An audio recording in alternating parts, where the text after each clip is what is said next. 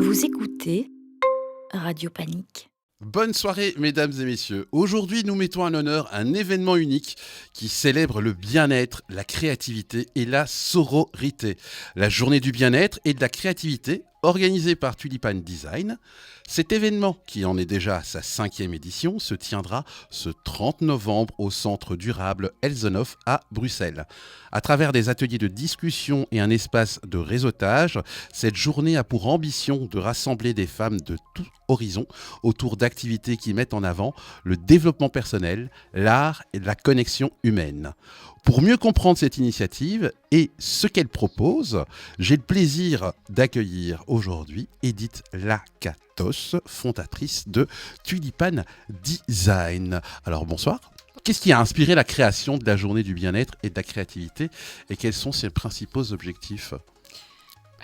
Bonjour, je suis très heureuse d'être ici et parler de mon initiative qui est née de mon burn-out. Donc, quand j'ai eu mon burn-out, je voulais retrouver un espace où je peux échanger avec d'autres gens, surtout des femmes, où je pouvais me ressourcer, trouver des ateliers qui me ressourcent, qui me remet en forme.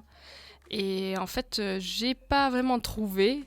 Et donc, ça m'a donné envie de créer un espace comme ça avec d'autres artistes et des coachs, des éducateurs, etc.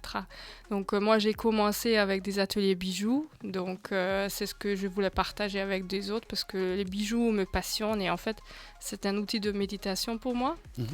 Et après mon burn-out, c'est venu cette idée de faire d'autres ateliers avec d'autres artistes et ressourcer plus de femmes. En quoi cette 5e édition se distingue-t-elle des précédentes ? L'initiative, c'est se baser sur 3 piliers. C'est le Mind, Body and Soul. Donc, le cerveau, le corps et l'esprit. Donc, on a créé des ateliers qui sont liés à ces 3 éléments. Donc, sous l'esprit, il y a des ateliers créatifs, de peinture, des ateliers bijoux. Sous le corps, il y a tout ce qui est mouvement, danse, yoga, méditation. Et tout ce qui est cerveau, mais de coaching. De bien-être, coaching de prévention de burn-out, etc. Donc, tout ça, ça a déjà existé avant, mais la nouveauté, c'est qu'on organise plus d'événements, plus d'ateliers. Donc, la dernière fois, il y avait 15 workshops et maintenant, c'est 18. Et il y en a aussi 4 discussions et un espace où on peut papoter, où on peut goûter des produits artisanaux et on peut se retrouver avec des artistes. Alors, sur les activités, le public, est-ce que vous pouvez un peu me parler des types d'ateliers et de discussions qui seront proposés cette année ? Donc, en fait, il y a une discussion sur la prévention de violences conjugales. Donc, il y a la petite histoire des Mirabelles qui a donné naissance à cette journée le 25 novembre où on commémore en fait ces 3 victimes qui étaient tuées, qui étaient victimes de féminicide. Et en fait, Sarah, notre coach, va raconter de cette histoire. Après, il y a une discussion aussi sur l'écoféminisme, donc comment les femmes peuvent achever une vie écologique tout en pas allant vers un burn-out. Et il y aura une discussion aussi sur l'harcèlement au travail et comment prévenir cet harcèlement ou comment on peut identifier quand on est victime d'harcèlement. Okay. Et pourquoi avoir choisi d'inclure 3 langues, donc anglais, français, néerlandais, dans cet événement ? Parce que je vois qu'il y a des univers parallèles à Bruxelles, des expats qui se mélangent pas beaucoup avec des locaux. En fait, moi, quand je suis arrivée à Bruxelles, il y a 11 ans, j'avais beaucoup de difficultés de d'intégrer localement. Bon, le français, ça m'a aidé, mais quand même, c'était difficile pour moi. Et en fait, j'ai parlé en anglais avec des autres expats, j'ai parlé en français avec les locaux, et donc je me suis sentie que, en fait, c'est des univers parallèles qui se rencontrent jamais. Donc, je voulais vraiment créer un espace où on se rencontre, où on se parle et on échange, parce que le défi, les challenges sont les mêmes pour toutes les femmes. Et sur l'impact et la sororité, quels retours ou témoignages des participantes vous ont le plus marqué depuis la première édition ?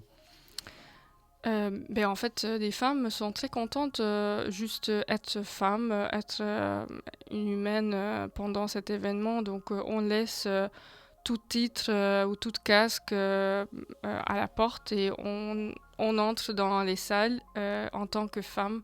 Donc, on s'en fout qu'il y a directeur, qu'il y a directrice, quel poste elle occupe dans une entreprise. En fait, elle est juste une femme et en fait, de différents âges rencontrent et je trouve ça vraiment chouette. La dernière fois, il y avait une femme de 80 ans qui est venue à notre atelier de danse. Et elle a bien aimé ça et en fait, elle a pu échanger très bien avec les jeunes aussi. Donc, c'est ce que je voudrais voir de différentes générations, de différentes origines qui échangent et qui passent un bon temps ensemble. Alors, pour vous, qu'est-ce que cet événement représente en tant que fondatrice de Tulipan Design ? L'initiative Tulipan Design a été créée parce que je voulais mettre en lumière la violence conjugale et la prévention de cette violence. En fait, il y a beaucoup de femmes qui m'ont raconté leur vie et en fait, c'est pas seulement des femmes vulnérables. Donc, il faut bien garder en tête que la violence conjugale, ça peut se passer dans n'importe quelle classe sociale. Et avec cette initiative, des ateliers et des échanges, je voulais mettre en lumière que la prévention, c'est très important, autant que la reconstruction aussi des victimes. Donc, c'était ça le début et en fait je voudrais bien garder ça comme le cœur de l'initiative quand même, même si on parle d'autres choses aussi, d'autres challenges des femmes comme l'écoféminisme ou d'autres choses comme le burn-out et d'autres problématiques. Alors, quels sont vos projets pour l'avenir de cet événement et de Tulipan Design ? Je voudrais continuer cette initiative de journée de bien-être et de créativité, de toujours travailler avec d'autres artistes, peut-être aller vers un autre espace qui est plus grand. En fait, pour le moment, à Eisenhof, on a 4 salles où on peut assurer maintenant 18 workshops.